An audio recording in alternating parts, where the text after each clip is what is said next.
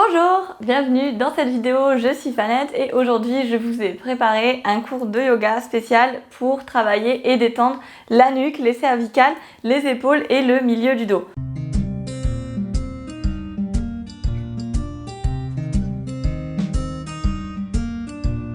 Donc c'est un cours qui s'adapte à tous les niveaux, que vous connaissez le yoga ou que vous soyez débutant et qui va vraiment être super efficace pour diminuer toutes les douleurs qu'on peut avoir donc au niveau des cervicales, au niveau des trapèzes, au niveau du milieu des omoplates, du milieu du dos, toutes les raideurs qu'on peut avoir, les tensions accumulées, surtout quand on travaille devant un ordi ou qu'on fait beaucoup de voitures ou même qu'on a un métier, on utilise beaucoup ses bras. C'est vraiment une séance qui va vous aider à la fois à vous tonifier pour avoir une meilleure position au niveau de la tête à utiliser dans votre quotidien et à la fois à soulager les tensions, à retrouver de la mobilité et à diminuer vos douleurs de dos. Cette séance dure plus ou moins 15 minutes, donc c'est une routine assez courte. L'idée c'est de pouvoir la répéter dans la durée pour vraiment que ça ait un effet bénéfique sur votre santé, que vous sentiez la différence. Le fait de travailler avec une régularité, ça va vraiment vous aider à optimiser les bienfaits sur votre corps. Et si vous voulez avoir encore plus d'outils pour avoir une régularité dans votre pratique du yoga et en savoir un peu plus sur le yoga, le pilates et la méditation, je vous invite à vous inscrire à la formation offerte Les bases du yoga en 7 jours où vous aurez un programme de 7 jours pour découvrir pas à pas ces 3 disciplines.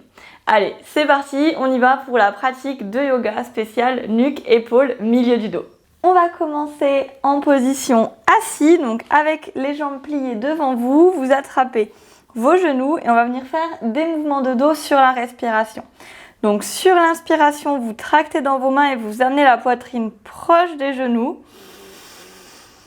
Et sur l'expire, vous vous laissez tomber vers l'arrière, vous tendez les coudes, vous rentrez le ventre et vous relâchez bien la tête. On en fait plusieurs cycles, vous pouvez fermer les yeux. Vraiment laisser chaque cycle respiratoire aller jusqu'au bout de son amplitude. Videz les poumons en entier avant de venir inspirer, gonfler la poitrine. Poussez le sternum vers l'avant, serrez les omoplates. Et sur l'expire, on vient basculer le bassin, on rentre le ventre, on se laisse pendre vers l'arrière. Le nombril vient bien sous les côtes, la tête se relâche, les omoplates s'écartent. On fait ça encore une fois en pleine conscience du mouvement. Inspire jusqu'au bout, on sent qu'on roule sur les ischions, les os fessiers. Et expire arrondi. Et inspire, reviens milieu. On va venir s'aider des mains pour passer en position accroupie, puis les mains au sol devant soi. On vient pousser les fesses vers le haut, on garde les jambes pliées. On est dans la pince debout, la posture de Uttanasana. Ici, vous devez bien avoir le ventre qui touche le haut des cuisses. La tête est complètement relâchée. Et pour bien détendre la nuque, vous allez croiser les mains à l'arrière de votre tête et venir tracter vers le bas. Attention à ne pas tracter le menton vers la poitrine, vers l'avant, mais vraiment vers le bas. Vous laissez vos coudes pendre. Donc les coudes enserrent la tête et on laisse bien le sommet du crâne être dirigé vers le bas. Chaque expiration, vous essayez de rouler vos sous-fesses vers le plafond comme si vous vouliez éclairer le plafond avec le dessous des fesses. Le poids est bien vers l'avant des pieds, pas trop sur les talons. On respire, la nuque est bien détendue, vous sentez comme il n'y a plus aucune tension dans cette zone. On inverse vraiment les contraintes de la gravité, on détend les épaules. Vous pouvez également attraper les coudes opposés avec les mains. Ici, ce sont les épaules qui se relâchent bien vers le bas et on peut se bercer de droite à gauche. Souvent, on voit dans cette posture qu'on a du mal à lâcher prise quand on a un peu mal à la tête ou dans le haut du dos. La tête est un petit peu comme ça et on n'est pas vraiment relâché. Donc, laissez vraiment tout tomber. Vérifiez en faisant des petits mouvements de tête qu'il n'y a plus aucune tension. Prenez le temps ici. Vous pouvez aussi faire des petits mouvements de step avec les genoux pour étirer un peu plus les mollets si vous voulez. Et ici, on relâche les bras et on va venir dérouler vertèbre après vertèbre. Donc imaginez qu'ici, le coccyx, le sacrum viennent se glisser entre les fessiers et que comme une roue, ça va venir vous faire dérouler tout le dos. N'essayez pas de dérouler sans avoir le mouvement du bassin, mais vraiment, expire, je tire le sacrum coccyx vers le bas et ça me fait dérouler. Les bras restent relâchés, très très lourds et on va à son rythme, lentement. La tête se déroulera en dernier vraiment. Prenez le temps ici. Et quand on est en haut, on vient rouler les épaules à l'arrière 3 fois. Inspire à l'arrière très loin. Une dernière. On entrelace les doigts dans le dos en changeant le croisement qui est confortable et on fait pareil. Donc soit les deux en même temps en tirant le poing vers le bas, soit une après l'autre. On peut essayer de décoller un petit peu le poing avec les doigts entrelacés en resserrant les épaules et revenir. Toujours en gardant le dos droit, menton, poitrine. Ou on continue ces petits roulés d'épaules. On relâche, on prend une inspire, on se grandit. Et sur l'expire, on vient à nouveau s'enrouler vers le bas. Les bras restent très tombants. Le ventre rentre sous les côtes. La tête pend très très loin. Toujours cette idée de sommet du crâne très lourd. On peut faire des petits mouvements, vérifier qu'il n'y a pas de tension. Vous pouvez reprendre votre ajustement préféré, soit les coudes qui s'entrelacent en changeant le côté, soit les mains derrière la tête, pareil en changeant le croisement des doigts.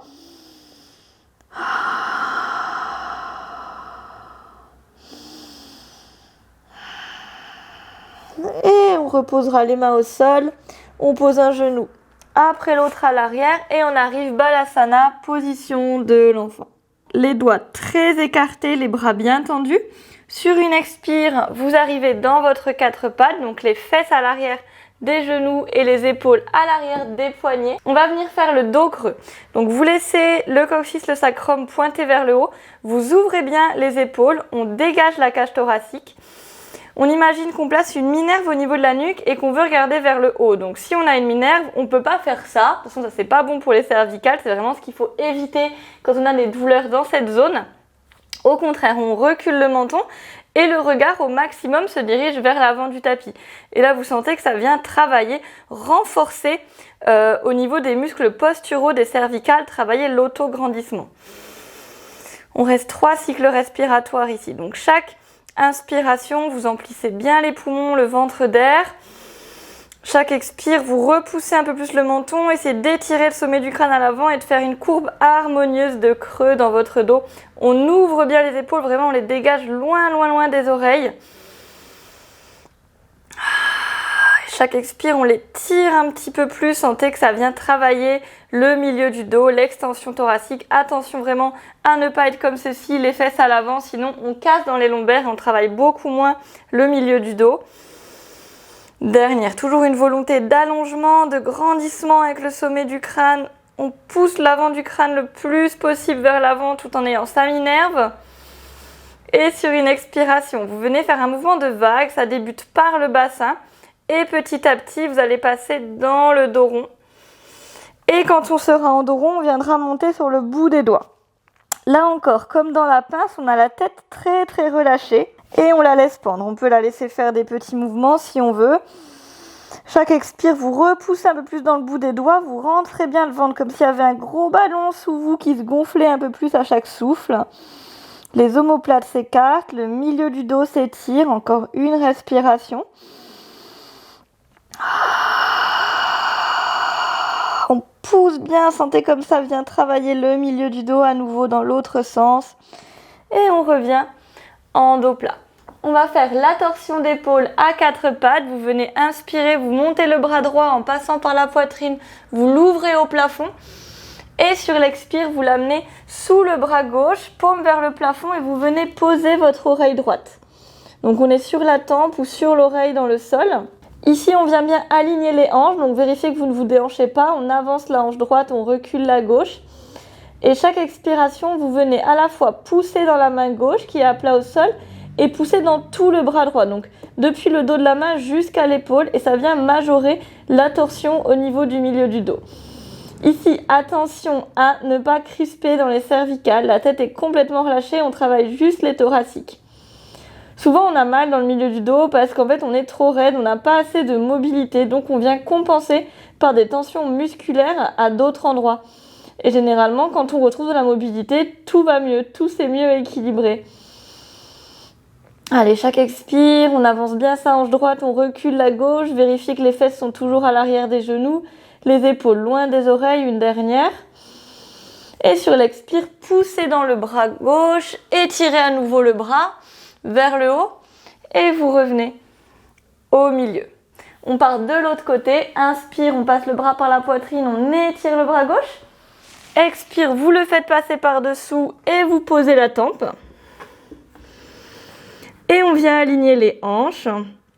Et chaque expiration, pressez dans la main droite et pressez dans tout le bras gauche pour faire une rotation du milieu du dos. On abaisse bien les épaules, on emboîte les omoplates vers le bas. Respirez toujours profondément dans l'abdomen et relâchez entièrement la nuque, vraiment pas de tension, on ne pousse pas dans le sol avec la tête. Sentez bien que la respiration, l'expire surtout vous aide à augmenter la rotation et que tout le bras qui est au sol s'engage. On a vraiment jusqu'à l'épaule une poussée qui fait qu'on est intense dans la rotation. Et prochaine expire, repoussez, étirez le bras et on revient au milieu. Vous allez visualiser là où sont vos poignets, vous posez vos coudes, les mains font comme des petites griffes et qui se posent sur la pulpe des doigts. Ici, on tend les coudes, les fesses se reculent, on fait le chat qui fait ses griffes pour travailler l'extension thoracique. On va amener la poitrine vers le sol. Et là, chaque expiration, vous poussez dans le bout des doigts pour amener les fesses à l'arrière. La tête est relâchée. Ne cherchez pas forcément à creuser dans le dos, cherchez juste à amener les fesses à l'arrière et ça va naturellement travailler l'extension thoracique. La respiration est abdominale. Chaque expire, on pousse les fesses à l'arrière, ça ouvre la poitrine, on reste sur le bout des doigts. On emboîte les omoplates toujours à l'arrière, on ne s'écrase pas dans les épaules. Attention à ne pas avoir la tête relevée là, comme ceci, mais bien avoir la tête dans l'alignement. C'est de rouler les biceps vers l'extérieur, encore une. Et on relâche en position de l'enfant, posez le front. Venez mettre les mains sur les tendons d'Achille, vous gardez le front au sol. On va faire la position du lapin. Donc la position du lapin, on gardera les mains là où elles sont sur les tendons d'Achille et on vient soulever les fesses. Donc on roule sur le sommet du crâne et on garde les mains où elles sont, donc les coudes se tendent. Et on reste 5 respirations. Donc ici, essayez de ne pas avoir trop de poids dans la tête et de vérifier que la tête est dans l'alignement. Les épaules s'écartent. Donc plus évidemment on monte les fesses, plus la posture est intense, ça ne va pas vous faire mal au niveau de la nuque. Jouez un petit peu avec votre position de tête pour être confortable. Donc là on étire le milieu du dos. On est tonique dans le sommet du crâne, la nuque est allongée, on a de l'espace, on n'est pas comprimé. Dernière.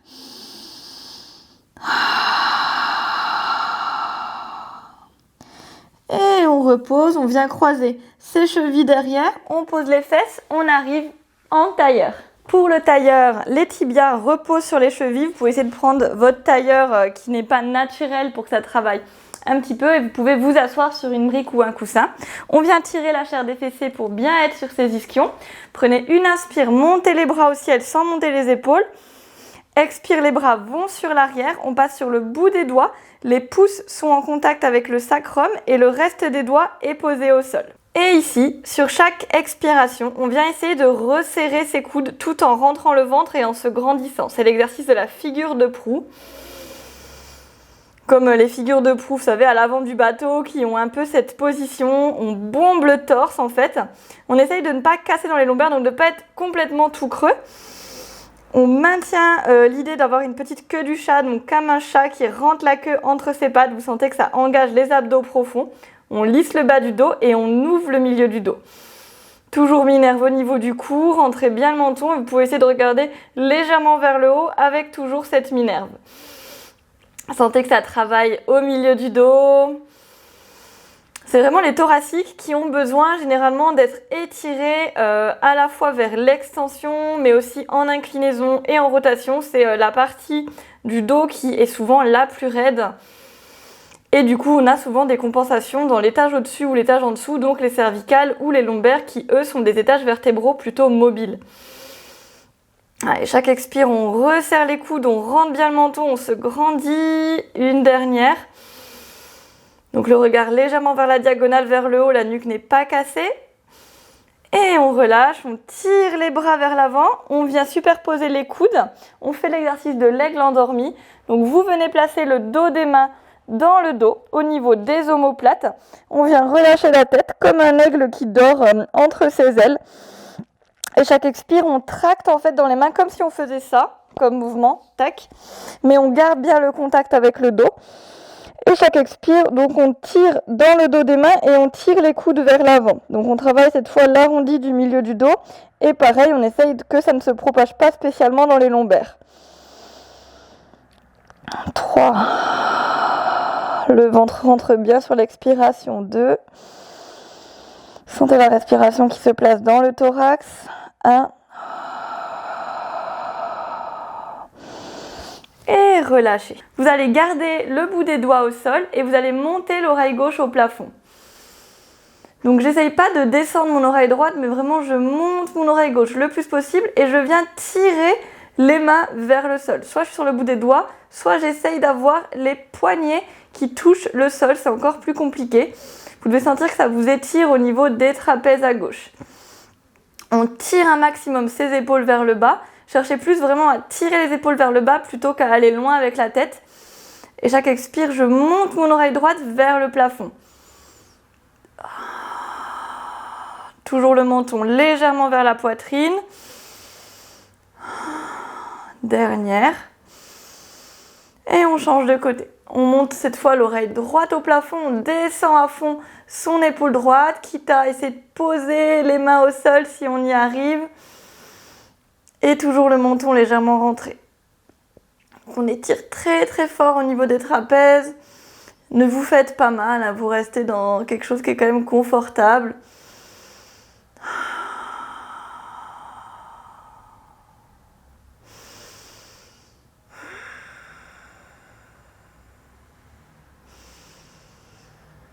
Et on relâche.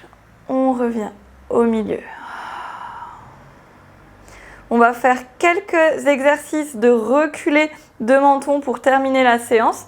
Donc je me mets de profil pour que vous voyez bien.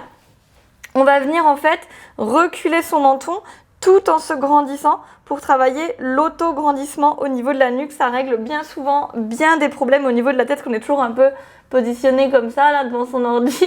J'exagère. Et donc nous on va essayer d'aller dans le sens inverse. Donc vous pouvez vous aider au niveau de votre main ici pour pousser votre menton vers l'arrière. Donc on en fait une petite dizaine. Sur chaque expiration, vous pressez le menton vers l'arrière. Vous pouvez également vous mettre une autre main sur le sommet du crâne et repousser vers la main vers le haut.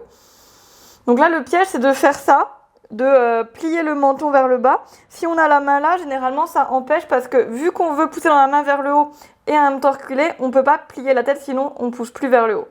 Inspire, vous relâchez un petit peu. Expire, rentrez bien le ventre. On presse le menton vers l'arrière et on repousse le sommet du crâne vers le haut.